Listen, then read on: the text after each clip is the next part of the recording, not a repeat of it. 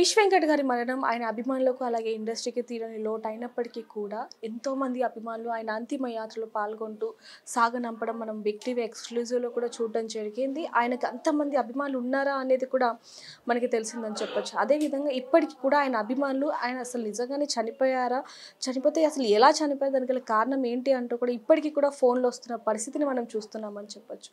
అందరికీ ఒక ఎత్తు అంటే ఆయన భార్యకి మాత్రం మరొక ఎత్తు అని చెప్పొచ్చు. ఎందుకంటే ఇంటికి పెద్దగా ఉంటూ ఏ విషయమైనా సరే ఆయనే చూసుకుంటూ కరెంటు బిల్ దగ్గర నుంచి సరుకుల వరకు కూడా ఇంట్లో ఏం అవసరం ఉన్నా కూడా ఆయనే చూస్తారే తప్ప ఆయన భార్యకి ఇంత పని కూడా చెప్పరు అని చెప్పి కూడా ఆవిడ గతంలో మనకు చెప్పింది. అలాంటిది మహిళ ఇప్పుడు ఏ విధంగా ముందుకు సాగగలదు, మరి అంత ధైర్యం ఎలా వస్తుంది? ఎందుకంటే ముందంతా కూడా ఫిష్ వెంకట్ గారు అంత ధైర్యంతో ఇల్లంతా కూడా చూసుకోవడం జరిగింది, వెనక నుంచి ధైర్యం ఇవ్వటం జరిగింది. మరి ఇప్పుడు దానికి సంబంధించి ఆవిడతో మరిన్ని విషయాలు కూడా మాట్లాడే ప్రయత్నం అయితే చేద్దాం. అమ్మ నమస్తే. అమ్మ, ఆయనకి ఎంతమంది అభిమానులు ఉన్నారనేది మనం చూసాం. అంతిమయాత్రలో ఎంతోమంది వేల మంది అభిమానులు వెనకాల వచ్చే సాగనంపిన విజువల్స్ అన్నీ కూడా మనం చూసాం, మీరు కూడా చూసారు. అంతమంది అభిమానులు ఉన్న వ్యక్తి, అంత మంచి ఇండస్ట్రీలో మంచి పేరు ఉన్న వ్యక్తి ఈరోజు చనిపోవడం అంటే చిన్న విషయం కాదు. చనిపోవడానికి గల కారణం ఏంటి? ఆయనకు షుగర్ ఉంది, బీపీ ఉంది, థైరాయిడ్ ఉందన్న. మంచి షూటింగ్ చేసుకుంటుండు. అది ఏదో సినిమా తీసిండమ్మా, డిజిటల్ సినిమా తీసిండు. ఆ కొత్త షూలు వేసారంట. ఆ కొత్త షూలకు చిన్న ముళ్ళు వచ్చుకుంది. ఆ ముళ్ళు చిన్న పోయి పెద్దగా అయింది. అప్పుడు నన్ను కూడా చూపించుకుందాం, షుగర్ ఉన్న మనుషులకు జిల్లు తగ్గదు, ఏది తగ్గదు. చూపించుకుందాం పట్టించుకోలేడు. ఏమనంటే మందు తాగి ఇవి అనుకుంటే నిద్రపోతే అయిపోతుంది అన్నట్టుగా అట్లా అనుకుంటున్నాను.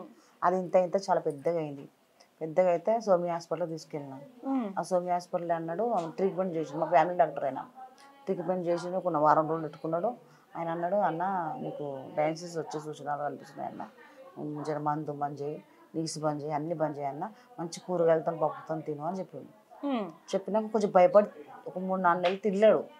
భయపడి 3-4 నెలలు తినలేడు. ఉంటారు కదా ఫ్రెండ్స్, ఉంటారు కదా కొంతమంది. ఆ ఫ్రెండ్స్ అక్కడెక్కడ తీసుకుపోతుండే, మంచిగా మటన్ చికెన్ అవి తినిపించి తాపించి పంపిస్తుంది. మనం ఏమి ఇంటికి వచ్చినా గొడవ చేస్తుంటాం, ఎందుకు తిన్నావు, ఎందుకు చేసినావు, నీకేమైనా అయితే వచ్చి కూర్చుంటారా, చూస్తారా, అది అవును అంటుంటే మళ్ళీ బంద్ చేస్తుండే, మళ్ళీ బయట పోయి మళ్ళీ అట్లా చేస్తుంది. ఇట్లా రొటీన్ లాస్ట్ కిడ్నీల కాడికి వచ్చేసింది ప్రాబ్లం. అంటే ముందే ఆయన చూసుకొని ఉంటే ఈరోజు డాక్టర్ చెప్పిండు కూడా మాకు వచ్చే సూచనలు ఉన్నాయన్న, కొంచెం జాగ్రత్తగా ఉండు అని చెప్పిండు.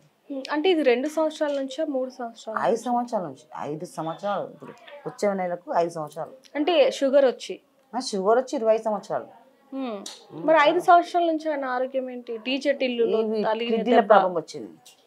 5 సంవత్సరాల నుంచి కిడ్నీ ప్రాబ్లం. నిమ్స్లో ఉన్నాం 4 రోజులు. ఆయన చేయించుకో అని చెప్పిండు. అప్పటి నుంచే ట్రై చేస్తున్నాం. మార్పిడి చాలా ట్రై చేస్తున్నాం. అంటే కిడ్నీ మార్పిడి ఎవరికైనా ఉంటే ఫస్ట్ కుటుంబంలో చూస్తారు కదా, మరి మీ కుటుంబంలో ఎవరిదైనా మ్యాచ్ అవ్వటం కానీ ఇవేమైనా జరిగాయా?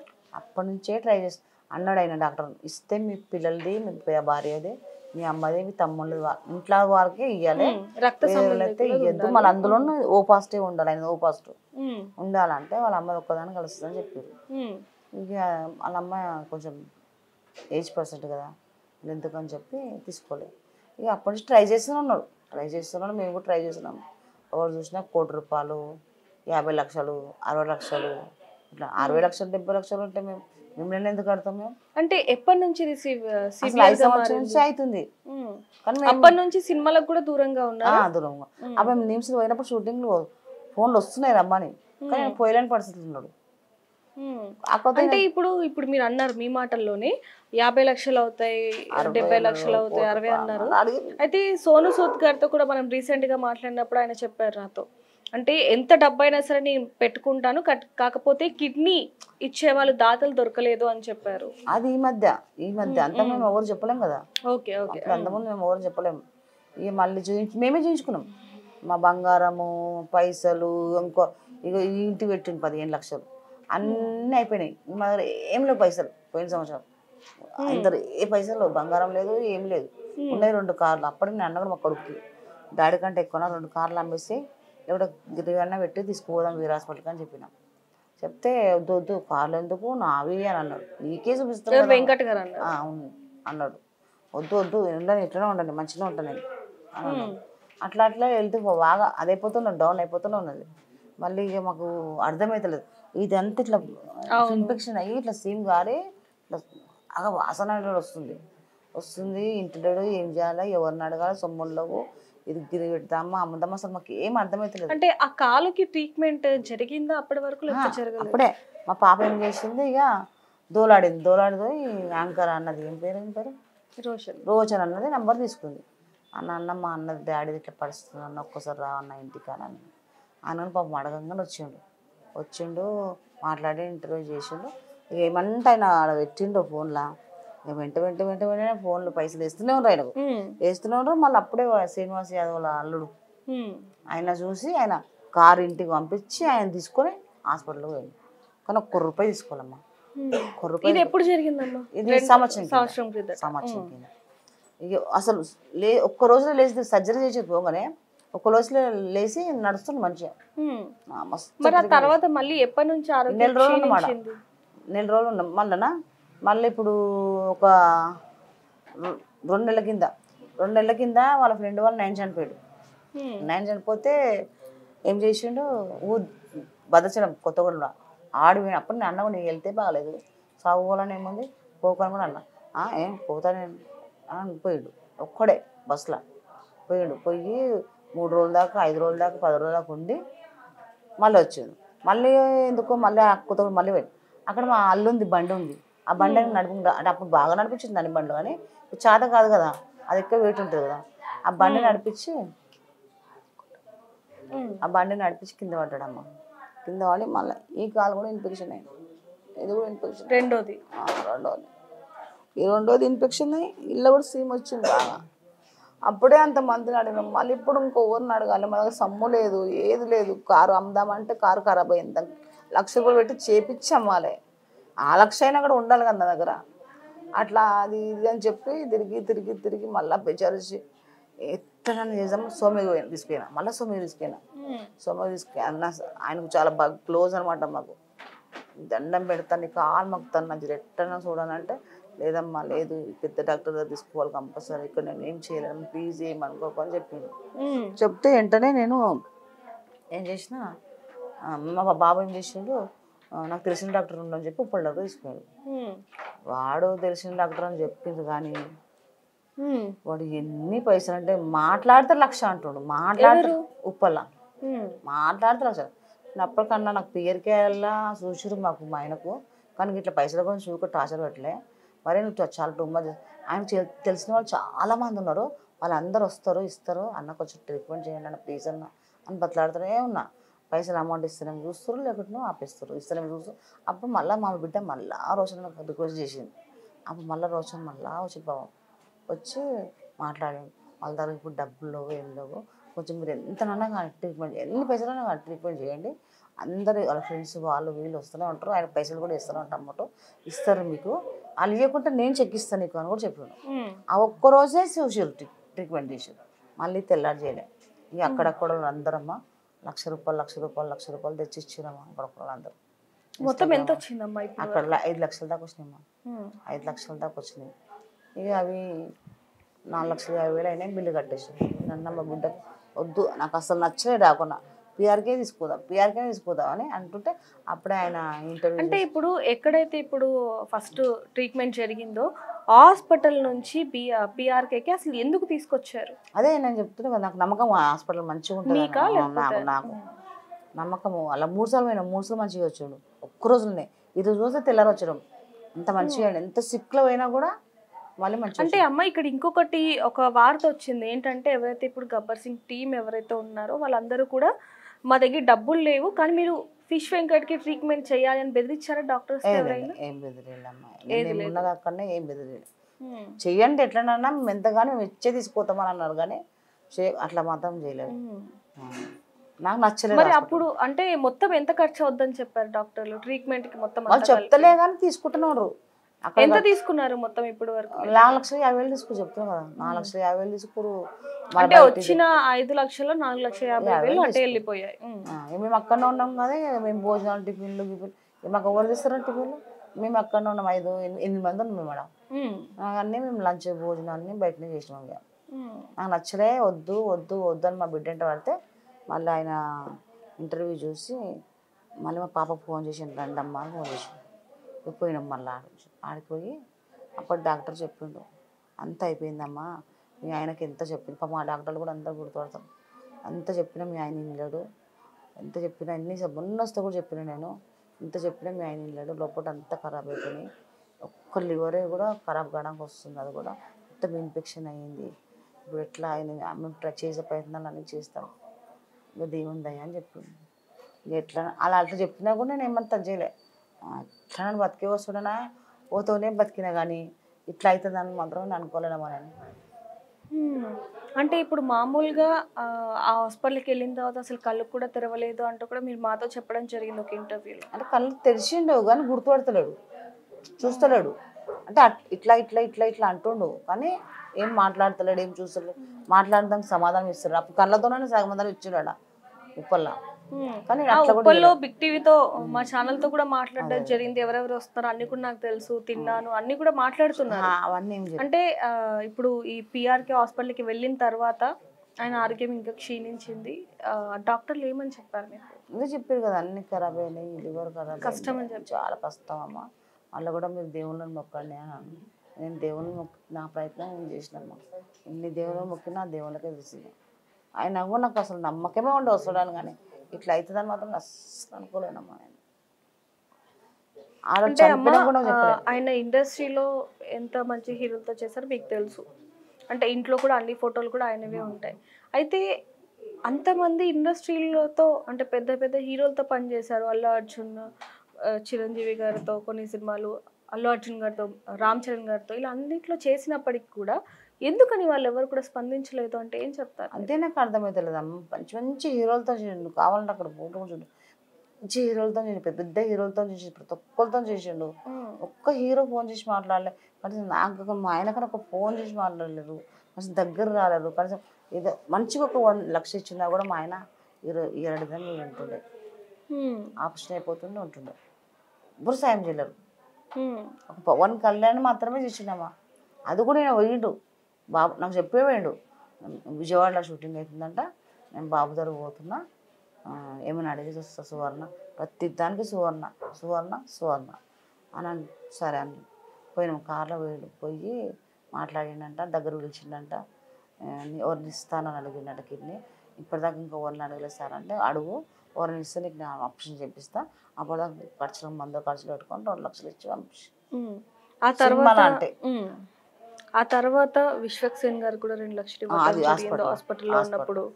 అయితే అమ్మ ఇంకొంతమంది ఏం చెప్తున్నారంటే త్రివిక్రమ్ గారి పిఏ కూడా నిన్న మాట్లాడడం జరిగింది ఆయనతో కూడా ఏం చెప్తున్నారంటే నేను హాస్పిటల్ బిల్లు కూడా నేను కట్టాను అన్నట్టు ఆయన చెప్పడం జరిగింది. నాకైతే ఫోన్లో అదే అర్థమైంది, నిజంగానే కట్టారా లేకపోతే అంటే చాలా వరకు ఫేక్ కాల్స్ వస్తున్నాయని మీ అమ్మాయి చెప్పింది నాకు. ఈ రోజు కూడా 1 గంట ముందు ఫోన్ చేసి పవన్ కళ్యాణ్ గారు ఇందాక 1 గంట ముందు కూడా ప్రభాస్ పిఎన్ మాట్లాడుతున్నాను, మొత్తం ఖర్చు కూడా నేను చూసుకుంటాను ఇప్పటి నుంచి అంటూ కూడా ఫేక్ కాల్ వచ్చింది అంటూ కూడా ఫిష్ వెంకట్ గారి కూతురు మనకు ఫోన్ చేయడం జరిగింది. మరి ఎందుకని ఇలా అంటే ఆయన బతికి ఉన్నప్పుడు అలాగే చేశారు, ఇప్పుడు చనిపోయాక కూడా ఇలాంటివి చేస్తూ ఉంటే అంటే మీకు సాయం చేసే వాళ్ళు కూడా ఎవరు చెయ్యరు కదా, మరి దీనికి సంబంధించి మీరు ఏమంటే? నాకు అర్థమవుతలేదమ్మా, అంత ఫేక్ కాల్ ఎందుకు ఇస్తారు అసలు, ఆయన మీద అసలు ఫేక్ కాల్ ఎందుకు ఇస్తున్నారు అసలు అర్థమవుతలేదు అసలు. ఇప్పుడు కూడా ప్రభాస్ వాళ్ళ పిఏ మళ్ళీ ఫోన్ చేసాడు, మీ డాడీ ఒకసారి మీరు ఆ నెంబర్ కూడా మాకు ఇవ్వండి, ఒకసారి మేము తాగి గుట్కాలు తిని మీ డాడీ చనిపోతాడు, అందుకని ప్రభాస్ వచ్చి చేయలేడు అని చెప్తున్నాను. పిఏ నేను అసలు అట్లా ఇప్పుడు ఇంత గంట ముందు. అయితే అమ్మ అంటే మేము కొంతమంది మాతో మాట్లాడినప్పుడు ఆయన చనిపోవడానికి గల కారణం కూడా ఎక్కువగా తాగుతూ ఉంటారు అని చెప్పారు. 20 గంటలు ఏం తాగలేడమ్మా, ఎందుకు చచ్చిపోయినా అవదు మేడం, తాగుతాడు, తాగడానికి కాదు, 20 గంటలు తాగాడు. షూటింగ్ ఉంటే అసలే తాగాడు, షూటింగ్ ఉంటే. మీతో ఏ విధంగా ఉండేవాడు? చాలా బాగుంటుండే, ఎంత తాగినా ఏం చేసినా ఏదో అట్లా గొడవ పెట్టుకుంటుండే, మళ్ళీ అప్పుడే అంటే మొగుడు పిల్లలకి ఎలానో ఉంటూ ఉంటాయి కాబట్టి పిల్లల విషయంలో గొడవ పెట్టుకుంటుంటే మళ్ళీ అప్పుడే మాట్లాడాలి, మనం అందరం అప్పుడే ఇంట్లో ఉండాలి అందరం, ఆయన కనిపించాలి కంటికి. ఇంత పెద్ద పిల్లలు అయినా కూడా కొంతమంది పిల్లలు ఎట్లా పోతారు బయటికి, ఇంట్లో ఉండాలి, ఆయనకు కనిపించాలి, అట్లా ఉంటుండే. కానీ మళ్ళీ ఏ రోజు మా పిల్లలను నువ్వు పని చేయాలి, నువ్వు పని చేసి పైసలు తెచ్చేయాలి అని అనలే. మొన్న చదాక కూడా ఆయనే చదివాడు పిల్లలు. అయితే ఇప్పుడు వరకు అంటే ఎవరెవరైతే ఇచ్చారో అదంతా ఎంత అమౌంట్ అయింది ఇప్పుడు వరకు? అయిందమ్మా, ఖర్చు చేస్తూనే ఉన్నాం, పెడుతూనే ఉన్నాం. ఇప్పుడు అదే పైసలు ఉన్నాయి లేవు, మరి 10 రోజులు ఎట్లా చేస్తాం అదొక టెన్షన్ కలిగిందా. అయితే ఇప్పుడు వరకు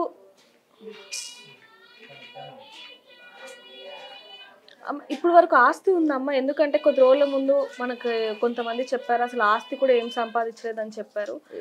అసలు ఏం సంపాదించారు ఇండస్ట్రీలోకి వెళ్ళాక? ఆయన సినిమాల్లో పోయేటప్పుడు సంపాదించింది ఆయన ఏంటంటే మా బిడ్డ పెళ్లి చేసిండు, ముస్తాబాద్లో ఒక ఇల్లు కొన్నాడమ్మా, సింగిల్ బెడ్రూమ్. ఆయన షూటింగ్లో సంపాదించిన ఆస్తి అంటే ఇవి రెండే. ఇప్పుడు ఆ ఇంట్లో ఉండేవాళ్ళు. మరి ఈ ఇల్లు ఆయన ఇక్కడ మా మర్దం చేసిండు. ఆయన ఆశ కదా కట్టాలని, మనకు 2 నెలలు 3 నెలలు ఉన్నాడు కూడా ఇక్కడ ఇట్లనే ఉన్నాడు కదా, ఆయన ఆశ కదా ఇడికి తెద్దామని ఇది తెచ్చారు. మేము ఉండేది అక్కడనే, మేము అక్కడ ముషీరాబాద్లో ఉండేది. మరి అంటే కార్యం మొత్తం కూడా ఎప్పుడైతే చనిపోయారో అప్పటి నుంచి ఇప్పటి వరకు కార్యం మొత్తం ఇక్కడే జరుగుతుంది. గల కారణం ఏంటంటారు? అదే ఆయన ఒక్కనే, ఆయనకు ఆశ కదా కట్టాలి కట్టాలి కట్టాలి, ఆయన ఇష్టమైన ఇల్లు కదా ఈయన చేద్దామని అది తెచ్చారు. అసలు నాకు ఇష్టం లేకుండా ఇక్కడ దేవాలని అక్కడే తీసుకోవాలి. సోను సూద్ గారు పిఏ ఫోన్ చేసినప్పుడు ఏమని మాట్లాడారు మీతో? మాట్లాడినా ఎట్లైనా వస్తా కలుస్తా ఇస్తా, 1 లక్ష రూపాయలు పంపిస్తున్నా అని చెప్పింది. మంచు మనోజ్ కూడా ఫోన్ చేయడం జరిగింది, మాట్లాడారు. ఈ కార్యక్రమం అయిపోయాక వస్తానా లేకపోతే మమ్మల్ని రమ్మంటున్నాను, చెప్తా అన్న టైం చెప్తా అన్నాను. ఇప్పుడు వరకు ఎవరు ఎవరు ఫోన్ కూడా చేయలేదు. అంటే ఆ రోజు అంటే కార్యం కాబట్టి చాలా మంది వస్తూ ఉంటారు కాబట్టి ఒకవేళ వాళ్ళు వస్తే మళ్ళీ ఏమైనా ఇబ్బంది అవుతుందేమో అని చెప్పి రాకపోవచ్చు, కానీ ఫోన్ చేయడం కానీ ఇవేమైనా చేశారా? అయితే ఇంకోటమ్మా 2 రోజుల నుంచి ఒకటి వస్తుంది ఏంటంటే మోహన్ బాబు గారు మీ ఇంటికి రావడం జరిగింది అంటూ కూడా కొన్ని వార్తలు వస్తున్నాయి. వచ్చారా మోహన్ బాబు గారు? నిజంగా ఎవరు రాలేదమ్మా, మీరు చూసి కదమ్మా. ఆ రోజు చావు రోజు కూడా బాలకృష్ణ వచ్చిండు, ఇంకెవరో హీరో రవితేజ గారు వచ్చారంటూ కూడా అంటున్నారు. నిజంగానే వచ్చారా? చనిపోయిండు, ఏడొచ్చిండమ్మా, వాళ్ళ నాన్న చనిపోయిండంట అక్కడ. అవును. చిరంజీవి వాళ్ళకి కూడా మేము ఎందుకు ఎక్కువ ఫోర్స్ చేయలేమంటే వాళ్ళ అమ్మగారికి ఆరోగ్యం బాగాలేదు, వాళ్ళకి ఫోన్లు చేస్తే బాగుండదు అని చెప్పి మేము చెప్పలేమమ్మా. వాళ్ళు కూడా కొంచెం టెన్షన్ ఉంటుంది అట్లా అని చెప్పి కూడా నేను ఎక్కువ అది చేయలేను. లేకపోతే వాళ్ళంటే వాళ్ళతో అడుగు అడుగు అడుగు. ఇప్పుడు మీరు ఏం కోరుకుంటున్నారు? అంటే ఇప్పుడు పెద్ద దిక్కు పోయిందని చెప్పొచ్చు, అంటే సినిమాలో మంచి పేరు తెచ్చుకున్నారు, అభిమానులు కూడా కొంచెం మంచి అంటే కొంచెం కోపంగా ఉన్నప్పటికీ కూడా అందరితో బాగుండే వాళ్ళు అంటూ కూడా చెప్తున్నారు. మరి మీరేం బాగుంటుండమ్మా? చాలా ఎంత ఆయనకి ఏం తెలుసు, అందరు మా చుట్టాలు అందరు ఇంటికి రావాలి, ఉండాలి, ఎంజాయ్ చేయాలి, వాళ్ళకి ఇష్టం వచ్చిందని ఉండాలి, తినాలి, ఇదే తప్పించి ఇంకా ఆయనకి ఇంకేరే లోకం లేకుండే. పైసలు ఉంటే యాదగుట్ట పోదాం, యాదగుట్టలో ఉందాం, సమ్మక్క సార్ అక్కడ పోదాం, ఇట్లాంటి ఉద్దేశం తప్పించి ఇంకా ఇంకేం లేకుండామా. ఇప్పుడు మీరు ఏం కోరుకుంటున్నారు? మొత్తానికి ఏం లేదమ్మా, నాకేం నడవనికి రాదు, పని చేయడానికి రాదు. నాకు ఒక ఇల్లు కట్టిస్తే, ఇదే నా ఇల్లే వేరుజలు కదా, ఇది కట్టిస్తే మా పిల్లలకి ఏదైనా పని. అంటే ఆ ఇల్లు ఉంది కదా మీకు సొంత ఇల్లు ఉంది కానీ మా కొడుకుల పెళ్లి చేసి సరిపోదు. అది ఆ ఇల్లు ఎట్లా తీసుకున్నంటే నా 2 కొడుకులు మా ఆయన నాకు సరిపోయేటట్టు ఉంది. ఇంకా మనిషి ఎక్స్ట్రా. ఇప్పుడు మీ 2 కొడుకులు ఏం చేస్తున్నారు? ఏం చేసి చెప్తున్నాడు, చిన్న ఆయనకు 2 షార్ట్ ఫిల్మ్లు తీపిచ్చిండు, పెద్ద ఆయనకు 3 సినిమాలు చేయించిండు. వాళ్ళు ఫోన్ అని పెట్టిరు, మళ్ళీ అట్లా సినిమాలో ఫోన్ అంటున్నారు. ఫోన్ అన్నారు. మరి ఏం పని చేస్తున్నారు? ఏం పని చేయమంటే దంద పెట్టి, చేపల దంద పెట్టి. ఇప్పుడు ప్రస్తుతం చేపల దంద పెట్టారంటే మేము 10 లక్షలని చేతులు ఉంటాం. చిన్నోనికి అది పెట్టుకోవాలని కోరిక. ఏ పెద్దోడేమో నాకు ఏమొద్దు, నేను ఇంట్లో ఉంటాను, బండి తీసుకొని దిగుతూనే ఉంటాడు ఆయన. అంటే ఇద్దరు కూడా కొంచెం పని విషయంలో అంతంత మాత్రంగానే ఉన్నారు. ఇప్పుడు నా బతికి ఎట్లా, నేను ఎట్లా, ఇప్పుడు మేము మొత్తం చూసుకునేది నేనే. వాళ్ళ 2 కొడుకు తమ్ముళ్ళు ఏం పని చేయరు. చిన్న తమ్ముడికి 2 పిల్లలు పెద్దగా అయ్యారు, నడిపోయినాక ఒక బిడ్డ ఒక కొడుకు, వాళ్ళు పెద్దగా అయ్యారు. అందరు నేనే చూసుకుంటాడు, అందరు నేనే చూసుకుంటాడు. సో చూడొచ్చు మనం కొద్ది రోజులుగా ఏవైతే వార్తలు వస్తున్నాయో, ఇటు ప్రభాస్ పిఏ అంటూ, త్రివిక్రమ్ పిఏ అంటూ, ఇలా ఈ రోజు కూడా ఒక కాల్ రావటం జరిగింది. అంటే బతికున్నప్పుడు కూడా అలాంటి ఫోన్ కాల్స్ చేసి వీళ్ళని ఇబ్బంది పెట్టడం జరిగింది. నిజంగానే ప్రభాస్ గారు ఆదుకున్నారు అని తెలియడం వల్ల కొంతమంది సాయం చేయలేకపోయాం, అంటే ప్రభాస్ గారే మొత్తం కూడా సాయం చేశారనుకో మేము చేయలేకపోయాం అంటూ కూడా మనకు ఫోన్ చేసిన వాళ్ళు కూడా అనేక మంది ఉన్నారని చెప్పొచ్చు. మరి చనిపోయాక కూడా వాళ్ళు ఎందుకు చేస్తున్నారు అనే విషయం మాత్రం వాళ్ళకి తెలియాలని చెప్పొచ్చు. ఏదైనప్పటికీ ఈ మొత్తానికి కూడా అంటే వీళ్ళ కుటుంబానికి అండగా ఉంటాను అంటూ కూడా సోను సూద్ గారు మనతో మాట్లాడడం జరిగింది. ఆయన కూడా స్వయాన ఫిష్ వెంకట గారి భార్యతో కూడా మాట్లాడడం జరిగింది బిగ్ టీవీ ద్వారా, అదంతరం కూడా చూసామని చెప్పొచ్చు. కానీ ఏవైతే నిన్నటి నుంచి కూడా సర్క్యులేట్ అవుతూ ఉన్నాయి, అంటే మోహన్ బాబు గారు వచ్చారు, రవితేజ గారు వచ్చారు, ఇవన్నీ కూడా ఏవైతే అవుతున్నాయి, ఇప్పటికైనా సరే ఇలాంటి రూమర్స్ ఆపేస్తే మంచిదని చెప్పొచ్చు. ఎందుకంటే ఆ కుటుంబానికి ఎవరైతే సహాయం చేయాలనుకుంటున్నారో వాళ్ళు కూడా వెనకడుగు వేస్తున్న పరిస్థితి కనిపిస్తుందని చెప్పొచ్చు. ఏదైనప్పటికీ కూడా ఆయన తిరిగి రాని లోకాలకు వెళ్ళిపోయారు కాబట్టి ఆయన ఆత్మకి శాంతి చేకూరాలని మనం కూడా కోరుకుందాం. మరిన్ని వార్తల కోసం చూస్తూనే ఉండండి big TV. For more videos like this, subscribe Big TV channel.